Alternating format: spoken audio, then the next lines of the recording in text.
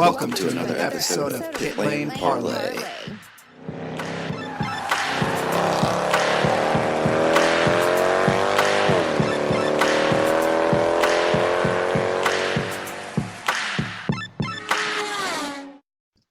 Welcome to another episode of Pit Lane Parlay. My name is host Mike Jokum. Jess and Matt join me on the last episode of an off week in the 2019 Indycar season.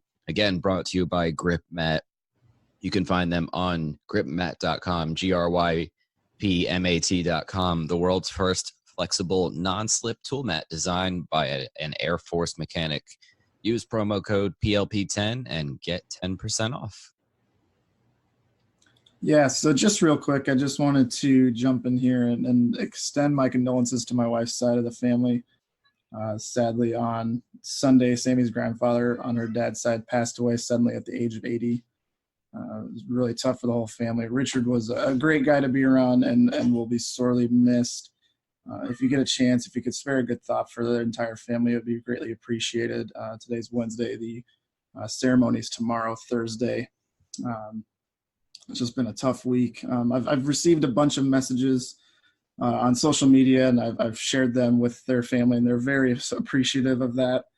Dick's infectious smile and warm spirit are already missed, and we will look back on our memories with him very fondly, and may he rest in peace. And again, thanks so much to everybody who's reached out to us this past week. Yeah, I hope Sammy and her family are hanging in there.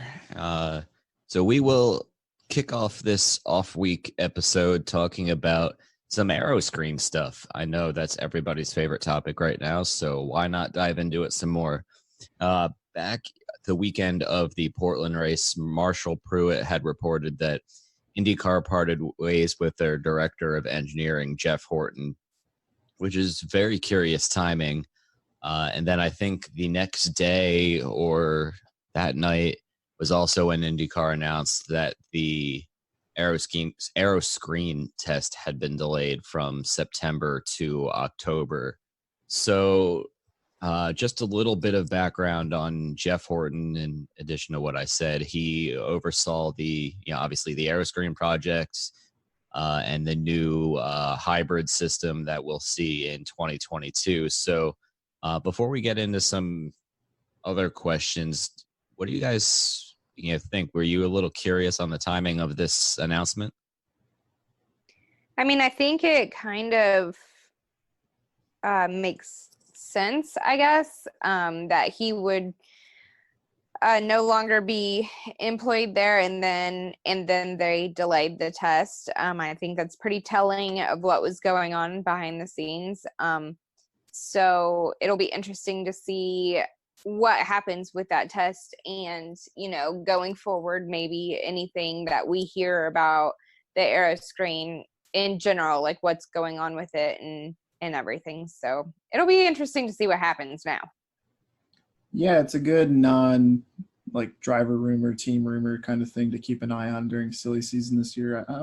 It's not really like a silly season topic per se, but it's just something that it could have a big impact on IndyCar next year. So I think the timing is obviously there. It's not a fluke that one day he was let go and then the next day they're like, we need to pump the brakes on this a little bit and maybe push the test back a month. So I don't think that was an accident per se. So I'm really curious to see where it goes from here, and maybe if we get more insight from Jay Frye, maybe in an interview in the offseason or whatnot, as to what led to that decision. Or I'm pretty sure it was probably Jay Frye's call. So what led to that decision, that transpired? Yeah, definitely. I agree with both of you guys. 1 + 1 in this case certainly equals 2 in terms of Horton being let go. I wonder if after the drivers only meeting in Gateway, which we heard about, from what I heard around the paddock, the 3 most vocal drivers right now, I don't want to say against the Aeroscreen, that maybe are most concerned with different aspects of it, are Ed Carpenter, Ryan Hunter-Reay, and Alex Rossi.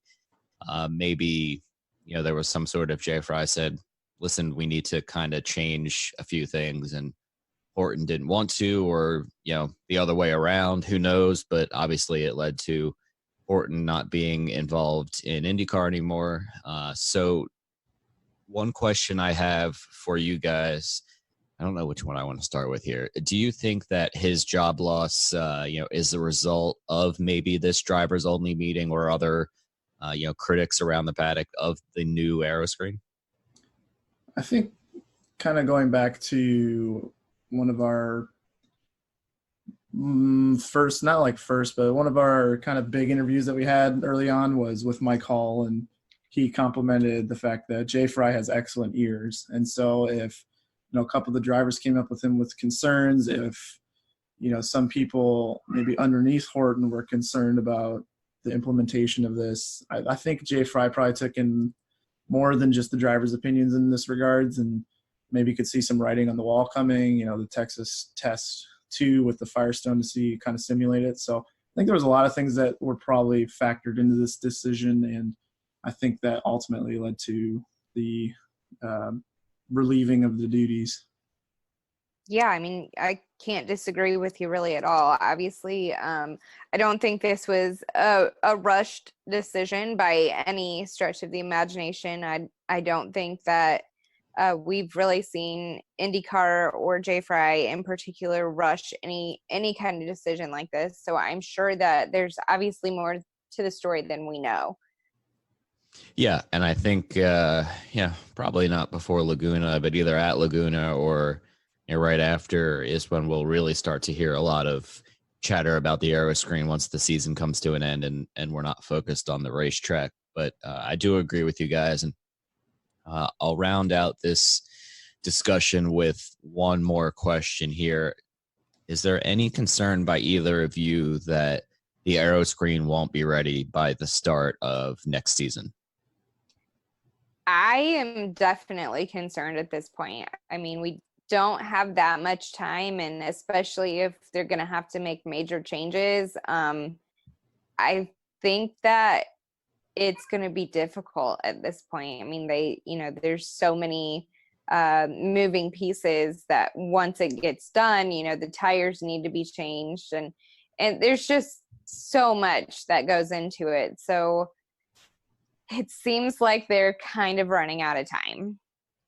I hope Mike is going to be more glass half full, because I'm kind of in the same boat as Jess, where I just feel like there's way too many unknowns with what they're trying to do versus, what we're expecting. And so I guess kind of the pros and cons list is the pros of the Aeroscreen is obviously driver safety. The cons are all the things we don't know about it quite yet, including, and I think the biggest concern at this point is how it's going to affect the aerodynamics of the car, how it's going to affect the handling of the car. Is the car going to be too unstable now? Things like that. And so that October test is going to be very critical in determining where exactly IndyCar may need to focus on, or what the engineers will need to do in order to make sure that they get this right, rather than just rushing into implementing it maybe without fully accounting for all of the variables. Matt brings up a good point in, making sure they get things right. And that's pretty much been kind of Jay Frye and Mark Miles' mantra with everything is, we don't want to rush anything. So I don't know if I'm going to take the glass half full approach.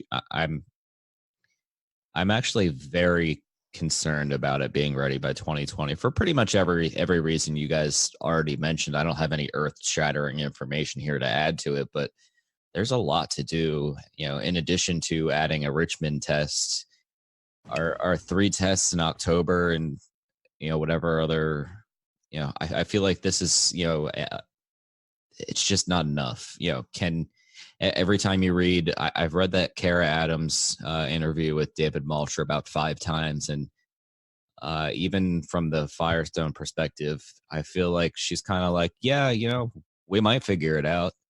And not bagging on Kara, but more of the, there's a lot to figure out. And I'm sure, tire compounds and tire construction is much more complicated than I will ever understand. So, yeah, I mean, my gut says, yes, they will find a way to make it happen for 2020, even if there are changes, but they're going to have to open it up to do a lot more off-season testing than maybe we've seen for other changes in the past. So I want to add one more question here. If you guys are in the design or engineering room, is there one thing you want to see, whether it be some sort of, anti-rain coating on there or button to quickly remove the device to get out of the car, anything like that that you haven't heard about that you would like to see? Sounds like a good Joker Lab question almost. I know. I hope that wasn't Jess's Joker Lab idea. It was not. No, that's a good question though. Like honestly, because if it was a Joker Lab question, we'd say like something like space thrusters on it or something a little irrational like that. Something that would be nice would be, there's the guy on Instagram/Twitter, Sean Bull. He does amazing F1 concept liveries. Oh yeah. He had the idea when the F1 Halo was introduced, instead of having like the Halo conform to the car color, if the car's white, the Halo would be white, or if it was just like a neutral carbon fiber black, to have the Halo be conformed to the design of the helmet of the driver. And I think that'd be pretty cool. I know it's the IndyCar's version is not really a Halo per se, but it kind of in reality is, just with the screen in front of it as well. So I know it's not really practical in a sense. It's not like going to make it safer. It's not going to make it, better on the track, but it's just going to be more aesthetically pleasing in my opinion. So I guess, if not to steal one of your two answers, I would go with that. This is really difficult because there's so many things that you have to take into account, I think. You said anti-rain, but then there's anti-fogging too, because the inside, very likely in some of the places that get raced at, are very humid. So I think that would also be good. It's some sort of anti-fog system for it. Because I'm just thinking like St. Pete and how humid it gets there, and they won't be able to see if it's foggy either. So I think just kind of anything like that would make it easier for the drivers to see out of. Maybe some sort of like tear off on the actual screen also, for debris that is obviously going to build up over the course of a race, I think would be an interesting idea also. All right. Fantastic ideas by both of you. For once, we are not all going to agree this episode. I'm going to add in, whether it be for the safety crew or the drivers themselves, a button or something you can press maybe, on the top of the cockpit to at least make it easier maybe for the safety crew to take that device off. From what we've heard, it weighs upwards of 40 or 50 pounds, I think. So if you can save a couple seconds there, it's knock on wood, we don't need to worry about that next year. But if we do, obviously time is of the essence. So I think that would be pretty cool, but we will move on. Okay, just weird question for you on your button idea. Is it going to take the whole device off or just the windscreen part off? Oh, that is a very good question. I did not think that through when I gave my answer. I will have to come back to that one next week. I'm going to have to do some engineering design. I would say windscreen only removal, because with the Halo, it's pretty easy to get out of that, as we've seen. So I like your idea. Great job putting me on the spot after I put you guys on the spot. That's why she runs the Joker Lab. It's what I do. Yeah. Okay, so we touched on Jay Frye a little bit, throughout that segment, and I kind of want to touch on him again here. But we're going to talk a little bit about the level of competition in IndyCar. And the reason I bring him up is he's just all for making this series as competitive and exciting as possible for the fans. And it also makes it exciting for the drivers. Will Power has recently stated that he believes that this is probably the most competitive era that IndyCar has ever seen. And I don't really think it's a stretch for him to say that. And I think it is due a lot in fact to, Jay and his team that he's built, and getting all these moving pieces into the right positions to make it as fun and as exciting as we see, week after week. So what do you guys think? I mean, do you think that we probably are in the most, competitive era ever? Wow. So I know there are going to be people that are going to say, well, it was different. It's every era of racing is different. The Mario Andretti and AJ Foyt era and the 80s and 90s. But I'm going to argue, yeah, it definitely is. From a pure competition standpoint, we have guys in Portland from first to 23rd place that are separated by less than 3/4 of a second. You miss, around moving on and qualifying by, 1/10 millionth of a second or something ridiculously small. And, the margin for error is so small now that you make one small mistake and instead of starting third or finishing third, you're at the back of the grid. So yeah, I fully agree with Will Power here. As do I, and for everything that you just said. And to kind of jump on the soapbox here for a little bit, I'm watching the 1984 kart championship right now. My God, there are some properly bad teams in the series at that point. I mean, I wouldn't put it at the feet of the drivers per se. There's some drivers out there that are, they're no Mario Andretti per se, but, Mario Andretti is driving for New Haas. You got Big Al driving for Penske. You got Little Al driving for Rick Gallis. You got some pretty good teams and some pretty good driver combinations. And then you just got some bad teams who are, 3 laps down a quarter of the way through the race. And it's just like, what is going on here? So, I mean, when you said in your answer that people would say Foyt and Mario's era would be the most competitive, I would happily take that debate with anybody because I think that's a load of garbage. I agree with you that right now it's insanely competitive. I think if there was any other era that I could pick to compare it to, I'd probably say late 90s kart. There was a year there where Pac West was winning, Team Penske was winning, Forsyth, Kim Green's team, Newman Haas. I mean, just a bunch of not like random winners, but just the parity was insane. You still had a couple teams out there that were like the Toyota Upstart program was kind of a little slow, but I think the difference maker now is not only are the drivers insanely talented, but I think the teams are all very competitive. I mean, nowadays it's pretty much Foyt, Carlin, and not even Coyne anymore. You can't even say them. So, and even Foyt and Carlin are prone to a good finish. So I think, yeah, we're definitely in a very competitive era of IndyCar. Yeah, I mean, you bring up a great point. It's kind of a crapshoot, for lack of a better word, on who's going to win each weekend, and it's just so much fun to watch. You just never know what's going to happen. I think, probably Gateway is the biggest proof of that this year, because I don't think anybody could have picked what was going to happen at Gateway.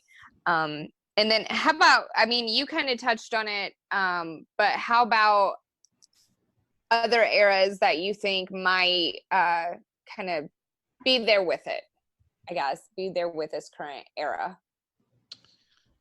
Oh, boy. I'm going to let Matt take this one first.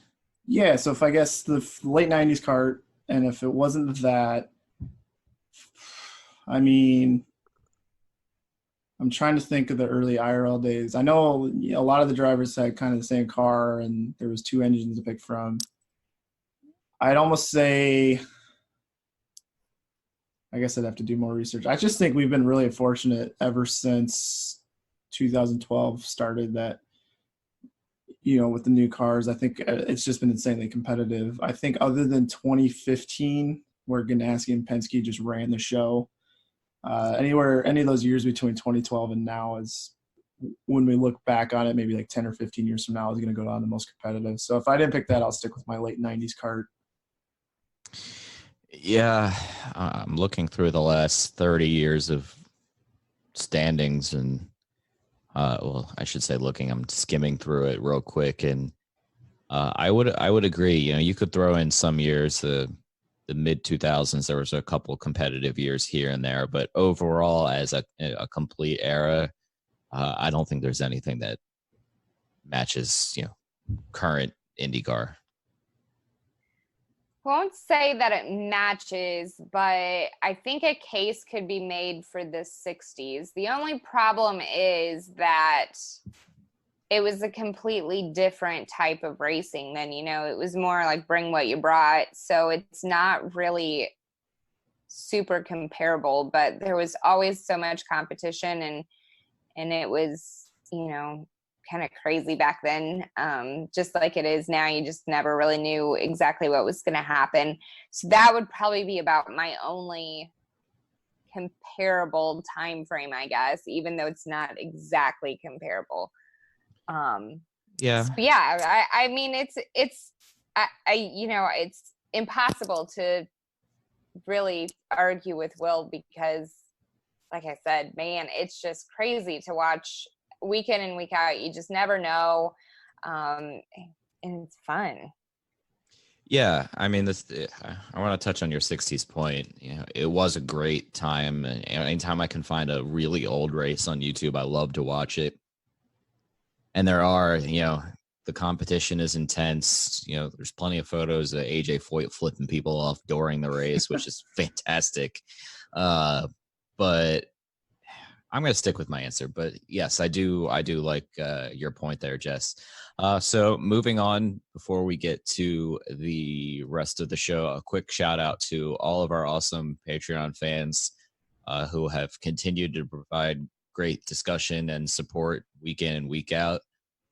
And in addition to shouting out Patreon, I'm going to add in a last minute shout out here.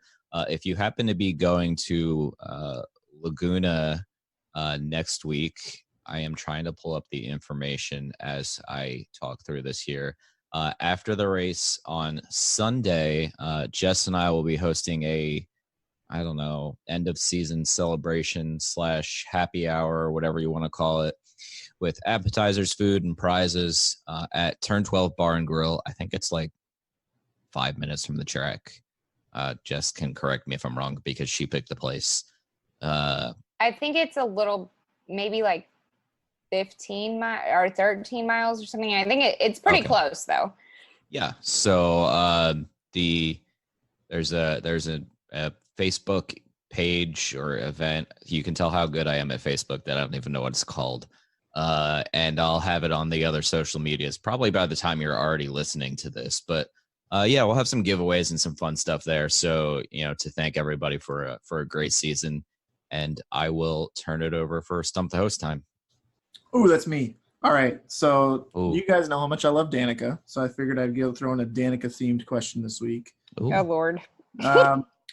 Surprisingly, based on this question, so Danica had this running statistic, prior to the 2018 Indy 500, that she just continually finished races. And I can't prove it, but I'm pretty sure she had the record of 50 straight finishes for a race. So she didn't, retire with a mechanical. She didn't retire because of an accident, anything like that. So she had 50 straight races that she finished leading up to the 2018 Indy 500, where she crashed, 30 laps in or whatever. So I'm going to test you on what that last DNF was before that 50 race streak started. And that was in 2009. I want you to name what track it was at and what happened where she did not finish the race. And I can give you guys hints if needed. Chicagoland. Wow. That's a valid guess, but incorrect. But we are in the. I'm just randomly throwing this out. By the way, I have no idea. We're in the right era though, because it was during the Chicagoland era, so you're at least close on that. Well, I knew that. I used to go to that race all the time. Jealous. I wish I did. Yeah, me too. Let's throw a random one out there. Edmonton. No, but it is a street course, and I'm not going to All go right. ahead and speculate that it might be Jess's favorite street course. St. Pete. St. Pete. How did Mike know that before Jess did? Well, All it's right. the only street course I figured. Well, Jess used to live near there. Yeah. So I'm just going to go with that one. All right, so I guess Mike gets part 1 correct. Part 2, this was in 2009. She was in an accident right after what would end up being named Dan Weldon Way in that quick right-left combo. Who was she in an accident with that was that last DNF before the streak? Wow. Dan Weldon. No. Great. Good, good thinking there. Let's see here. God. Might be out of left field. Ed Carpenter. No. He was an Indy Lights champion from Brazil. Rafa Matos. That's it. Yes. If I remember the incident correctly, coming out of Dan Weldon Way, Matos got very ambitious and stuck his nose on the inside of that first right part of it, and they hooked wheels and slammed the wall. And they briefly exchanged words, and they were actually standing there waiting for a safety vehicle to show up for about 5 minutes, and they did not look pleased with each other. But that was actually her last DNF before that 50 race streak continued. And if anybody out there is smarter than me and knows of a driver in IndyCar history that's finished more than 50 races in a row, please let me know, because I don't think that exists anywhere. I got another for you. And Yeah, same. before we get to Jess Joker Lab, here's a little intro.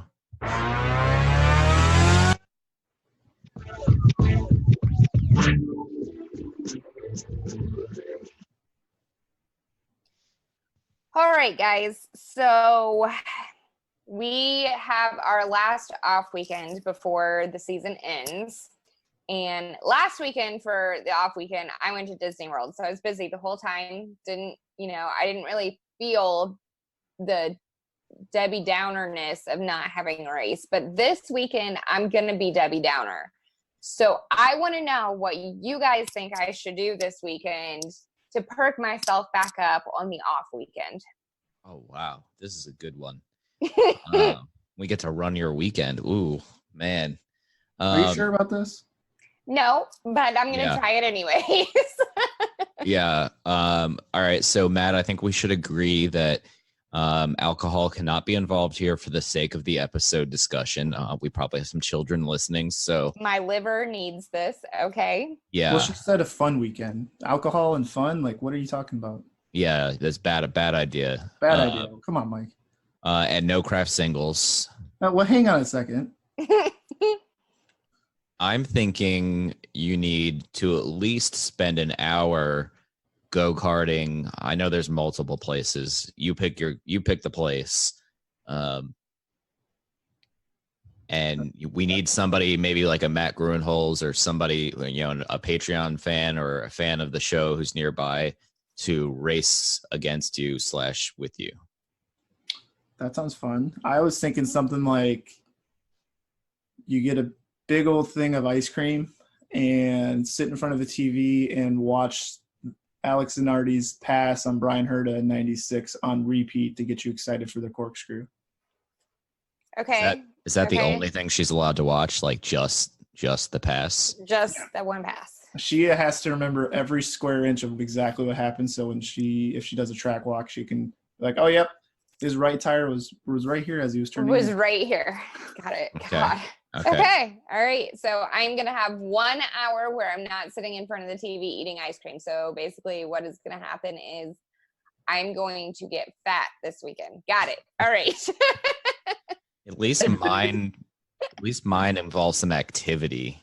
You get to do a track walk when you're there. I mean, if you do like 4 or 5 laps, that's 70,000 calories. I'm like really excited about this ice cream in front of the TV thing, though. I'm not gonna lie. So, All right, maybe if you ask nicely, we'll throw you like a copy of The Sisterhood of Traveling Pants or something for you to watch.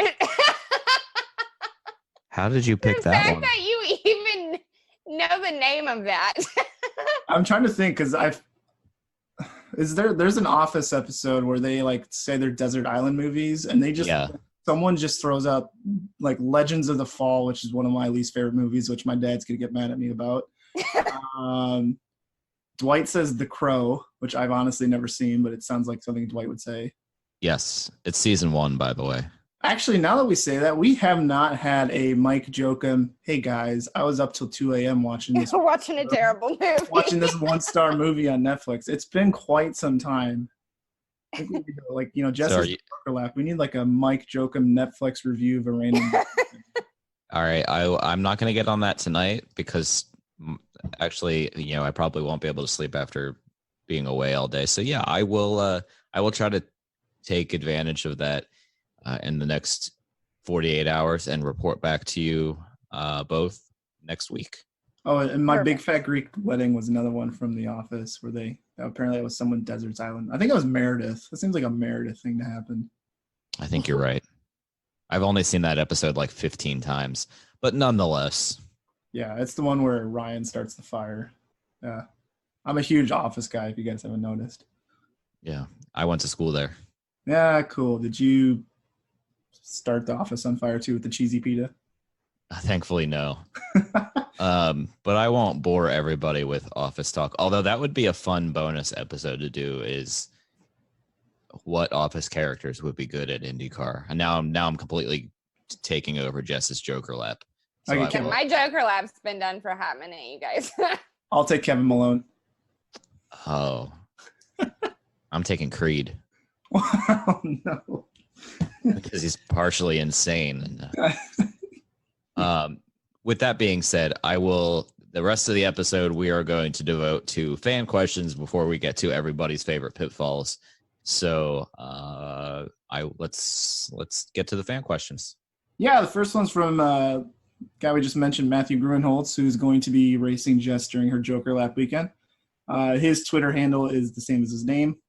He wanted to know, and this is something I've done on F1, the video game, all the time, is which IndyCar track do you think would be exciting if it was in reverse? So going in basically the opposite direction on that track. Oh boy. I'm going to go with Barber. I think it'd be real fun to see it ran backwards. I don't have any particular reason why. I just think it's always pretty fun anyways. So going backwards would be like mind-blowing. My more recent answer would be Portland because we would get out of the turn 1 drama. Maybe. Yeah, who knows? Maybe Coda, because then you would be, instead of going up the hill into turn 1, you'd be going down that hill into the straightaway, which would be pretty nuts to see. You'd probably pick up a ton of speed there. So yeah, great question. Oh, I guess Matt has to supply his answer too here. Do I? I thought you were about to keip going. I was like, don't say my answer. I was gonna get mad because I'm gonna go with Road America because my logic is, I mean, it's very faulty logic at that, but my logic is that if the track is extremely good one direction, God, I can't believe I just said one direction. If a track is extremely good one direction, it should be good the other direction as well. And so kind of the same way where like Coda, you'd be going down the hill in the front straight. Same thing at Road America. The kink would be a little interesting. They got plenty of run up to that going the other direction. That's going to be dangerous, I guess we could say. But yeah, I should try to see if I can get a copy of Forza and try Road America backwards and see if it's any good. I think that's a great idea. So thank you to Matt for a great question there. Question from, I'm not even going to try to pronounce this. His Twitter handle is at LECOUR14. So thank you, Mr. 14. Guys, we all know I'm terrible at pronouncing people's names here, and I don't want to butcher it. Hang on, Of course, the name in this question is Jay Frye, just FYI. yeah. You got Matt gave himself the Matt Groenholtz question. Jess's question is Jeff Lacey, and I get what Mr. 14. So do you think Jay Frye has any real interest in adding a 500-miler race back on the schedule in 2021? So I will leave it at that for part one, and then we'll get to part two next. Probably not. I'm going to be completely honest out there. Unless it's Pocono, I don't foresee any other venues out there hosting a 500-mile race, unless if I'm just trying to poke fun at Jess that if for some reason Cleveland came back and did a 500-mile race. Oh my God. Good Lord. That's just to appease the Miller mailbag fans out there, I guess. That is fantastic. I don't think that he probably cares one way or the other. I mean, I think that he wants to start getting some more ovals back, but I don't know that he really cares, if it's 300 miles, 500 miles. This is just me shooting from the hip, by the way. So I don't necessarily think that he cares if it's 500 miles or if it's just another oval race. Yeah, I'm really mad because Jess stole my answer practically word for word there. Whether it be 500 miles or another oval, I think he would like definitely another oval. I don't think the 500 miles is a big deal, honestly. So part two of that question is, what would it take to get Michigan Speedway back? Roger Penske's enormous fortune, or Roger Penske deciding to cancel Belle Isle, because I just don't see the two existing together. And I'd love to have Michigan back. I've said that several times on the podcast, but I don't think it's going to happen anytime soon. And if it does, I would be very surprised. I don't even have like a rebuttal to that because it would be very difficult for it to come back with the way things are now. Maybe if they added some other races too and made the season a little longer and could like spread out what we are pretending is going to be a Belle Isle and a Michigan race, maybe they could make it work. But honestly, like that race is so close to the border here in Indiana. Like, I feel like they could make it work if they, gave it some time so that people, didn't have to commute within a month or so of each race now. So maybe if we got some added races, I don't know, maybe 25 race schedule or something, and they could put a couple months, 3 months between the two races, maybe that would make it work. Yeah, I don't think so. I think Michigan is one of those ones that we all would like to come back. Just makes a pretty good argument there, but as long as Roger Penske and the Penske Penske business organization is running Belle Isle, I think we can pretty much put that one in the probably not going to happen category. Yeah, pretty solidly in that category, I think. Yeah, agreed. All right, so moving on, our next question is coming from Jeffrey Lacey. His Twitter handle is @JLacey16. Okay, so it was mentioned earlier, and I'm going to be watching this for 47 hours this weekend. whatever 48 hours minus the Sisterhood of Traveling Pants is. And a 1 hour go-kart race. Yeah, that's right. So, okay, we're going to call it like roughly, let's just call it 40 hours just to make it nice and even. I'm eating ice cream and sitting on my couch and watching this same exact thing over and over and over for 40 hours. So if... Holy hell. I'm sorry. Continue. How long is that movie? Good Lord. I didn't know it was that long. That's like Titanic. Not that long. I'm just making it even. Oh, okay. Okay. So if we were the chief steward in 1996, would we have allowed the pass to stand? So that pass is Zanardi on Herta. Or would we have called a penalty on that and gave the win to Herta? Man, this is a tough one. Great question, by the way. And I've seen plenty of people try to answer this. The rules obviously were different back then. If we're going, and I don't have a copy of the 1996 rule book, unfortunately, I'm not that talented. Maybe Arnie or somebody out there can get us a copy of the 1996 rule book. So we'll ask them next weekend. But my answer now is no, because he left the racetrack, and I would not call a penalty, but it'd be one of those give the position back sort of rulings. I don't know if you're going to call that a penalty or not, but so kind of a penalty.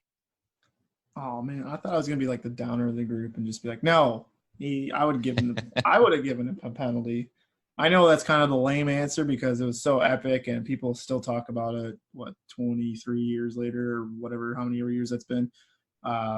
So I would be the lame one and say that you can't leave the track to make a pass. I don't mind leaving the track to maybe gain a tiny bit of an advantage as long as it's not like a repeat offense kind of thing. But I mean, what he did, I still question it it's spectacular to watch, but I still question it to this day and how that was allowed. So me, with my modern frame of mind, would say yes, I would have given him a penalty and maybe like a 5-second time penalty or something along those lines. I don't know how much he ended up winning by, but he could have still won possibly because he just left him after that pass. It was the last lap, and I think he won by about 2 or 3 seconds. Yeah, I know it was the last lap. I had to rewatch it, to be honest, because I don't have it burned in my memory. You'll have more time this weekend. It's fine. I know.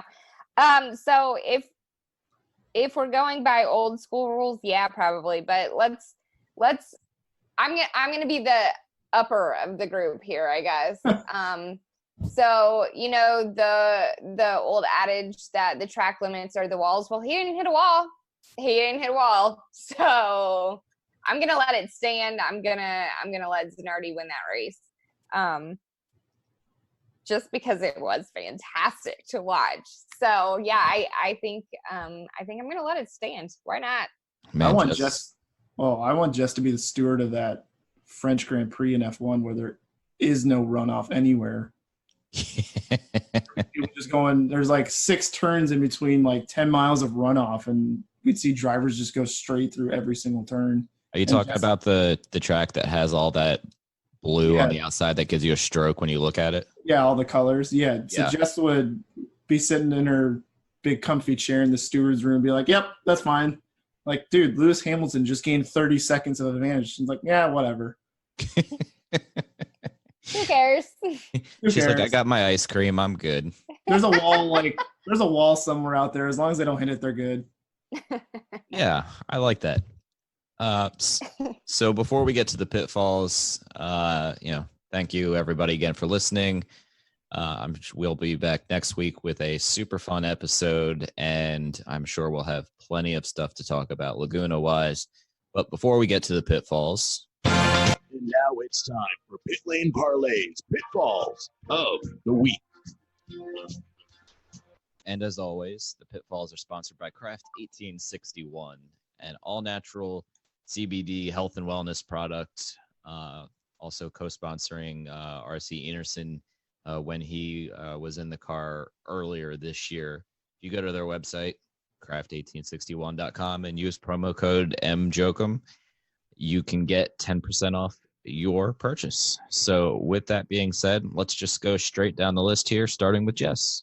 All right, I'm going to keep mine short and sweet. I think it's honestly just ridiculous that I even have to speak about this. Doug Bowles this past weekend had to ask NASCAR drivers yet again to please not do burnouts on the yard of bricks. He's asked them multiple times before, and obviously his request has been ignored, to put it nicely, multiple times, and unfortunately it destroys the bricks. The cleaning process destroys the bricks, and the bricks have a limited number. There are not an unlimited amount of bricks left. So really, do we really have to ask again? Can't we grow up a little bit and not be children? You have 2.5 miles to choose where you want to do your donuts at. Do you really have to do them right there? Just pick someplace else, guys. Really. Yeah, I can't argue that. It really got the social media keyboard warriors going this weekend on both sides of the argument. I have nothing to add to that one. Nor do I. Special shout out again. Thank you, Craft 1861. I'm actually kind of proud of Jess and I. We've actually not given you any grief over that promo code yet. I know. I've been waiting, and I've asked them to change it, but I kind of like. No, I did not. I kind of like it, so we're gonna keep it. All right, fair enough. But yeah, thank you, Craft 1861, for your support. My pitfall is going to be Sebastian Vettel. I really enjoyed the Italian Grand Prix on Sunday for a couple reasons. First, Leclerc won, which is excellent. Doing it in front of the incredible fans there in Monza, in the Ferrari red is always a great sight. The second reason the race was so enjoyable is that because Sebastian Vettel made a stupid mistake again, 10 laps or whatever into the race. And it's just, honestly, it's time for Ferrari to get rid of the guy. I think, especially with Leclerc doing as well as he's doing, all he's doing is kind of exposing Vettel to kind of be a bit of a, I wouldn't say fraud because he's a 4-time world champion, but I think Vettel's on the decline for sure. And so what happened was he spun into I should know those corners. I don't. It's a left, right, left before the backstretch. I'm sorry, I'm kind of uneducated at the moment. But he spun into a corner, couldn't see the other cars coming towards him. So he just decides to blindly re-enter the track and made contact with Lance Stroll, poor innocent victim in this situation who was having a pretty good day for his team. And then unfortunately, Lance Stroll kind of did the same thing and didn't knock Pierre Gasly off the track, but basically forced him off the track, which was unfortunate. And then so Stroll also got a penalty. But, between Vettel's spin, his blindly re-entering the track, which for some reason Martin Brundle kind of tried to rationalize on the broadcast, which made no sense to me. I just think it was honestly one of Vettel's worst days of his career, and doing it at his home or his team's home race is the worst place to have a stupid mistake like that. So I really hope Ferrari, hopefully by the end of 2020, get rid of him because I know he's under contract next year, but I'm just not a big fan of his, and Sunday did not help. Yeah, he's got to be feeling the pressure. It was really a dumb sequence of about 25 seconds if you include Stroll's mishap in there too. But, there was an article on motorsport.com today that I didn't read, but the headline was essentially how they plan to get Sebastian Vettel's confidence back. And you could really kind of point to the emergence of how good Charles Leclerc has been, that his confidence is even in question. You can see he's pressing and making really stupid mistakes. So, very good point there. I wanted to pitfall that one until I saw you wrote it down. I don't know, so I was a little disappointed. But I too will continue on the F1 train, and I know we talked about it before the show, but I'm going to add one thing to my pitfall before I get to Alfa Romeo. The qualifying session 3 going for the pole, the F1 drivers decided, hey, let's play NASCAR and go nowhere in qualifying. Oh, yes. And I can't believe I forgot about this. Thankfully, I happened to go on motorsport.com right before we started recording. And, the what's his name here? Race director Michael Masi, warned drivers before qualifying to, not do anything like going excessively slow or play silly games on the track in order to, try to go behind somebody and catch their draft. Nobody, to my knowledge, got a penalty for what they did. It was really just kind of embarrassing to watch, and the videos that have come out with funny music in the background of it are fantastic. But yeah, nonetheless, that was kind of embarrassing. And then on top of that, Kimi Räikkönen was due to start 10th, but then I think because of an engine change or some sort of penalty, he ended up starting from pit lane. Well, Alfa Romeo thought, well, since he got a penalty and he's not starting 10th anymore, we could just kind of change his tires. And, because when you start, what is it, 1st to 10th, you have to start on the tires that you qualified on. And they changed and put on different tires, which is against the rules.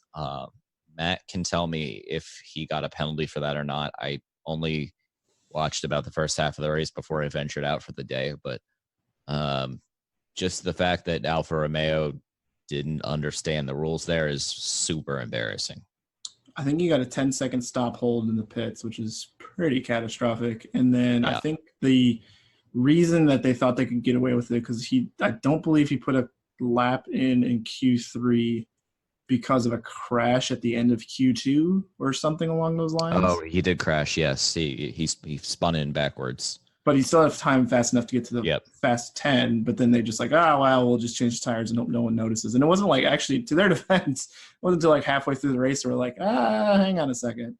Yeah, before I ran out of the house for the day, they were going, something doesn't seem right with that Alfa Romeo and those tires. We're trying to figure it out. And that's, when I enjoyed my off weekend from IndyCar. But kind of an embarrassing mistake there, and they almost did get away with it. So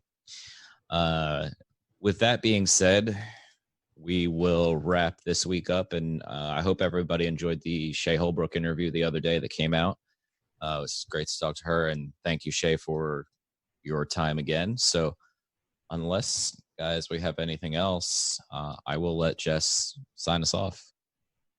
And guys, keep your lug nuts tight.